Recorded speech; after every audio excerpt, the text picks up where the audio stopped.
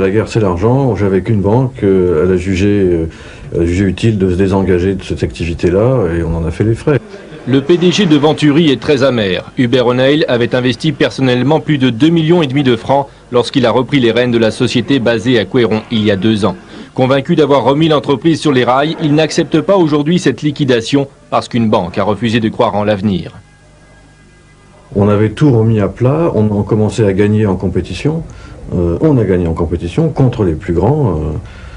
On a fait un nouveau modèle qui a été effectivement, comme vous le rappeliez, consacré par la presse spécialisée comme étant certainement une des meilleures, si ce n'est la meilleure du marché, mais elle n'a pas eu le temps de vivre. Aujourd'hui, l'usine tourne au ralenti. Quelques voitures sortiront des ateliers dans les jours à venir. Et puis après, il restera à espérer qu'un repreneur crédible se présente. Les employés ont pour beaucoup été formés chez Venturi. Ils ont tous vécu cette formidable aventure ensemble. Philippe y était entré en 1986. L'usine était à Cholet. Il était alors simple mécanicien monteur. Venturi, c'était fabuleux au niveau du travail, de l'ambiance, des courses à droite et à gauche dans le monde, parce que c'était ça aussi. Donc c'était quand même bien. Ici, on veut encore croire en la survie de la dernière entreprise française de voitures de sport de luxe. Elle a des atouts, dit-on, une image prestigieuse, une équipe dynamique et plus de dettes puisque la liquidation judiciaire a été prononcée. Reste qu'une quinzaine de fournisseurs vont y laisser des plumes. Alors on l'a dit, Venturi était en sursis depuis l'automne dernier à la suite d'un dérapage financier qui avait occasionné un premier dépôt de bilan. Seulement voilà, depuis, la direction n'a jamais pu redresser la trajectoire de cette entreprise. Il se rappelle des faits sur un itinéraire industriel plutôt mouvementé. Commentaire de Joël Bonnemaison. Construire en France des voitures de sport était déjà un pari osé.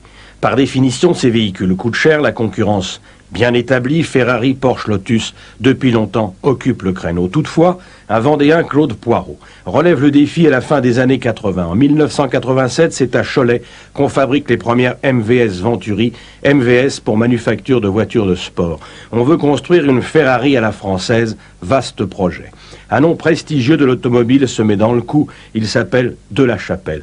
Mais les choses ne vont pas bien. Un repreneur suisse entre dans l'affaire, la société Prime Ouest, et on délocalise à Couéron, en Loire-Atlantique.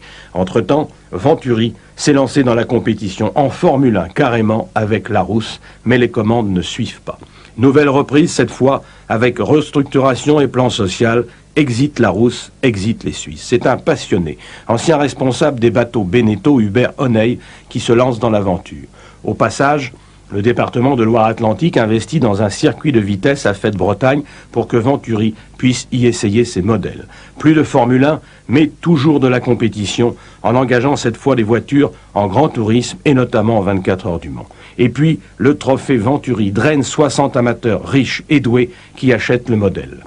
Tout semble mieux marcher. Malheureusement, les difficultés ressurgissent, malgré la disparition d'Alpine, unique concurrent français.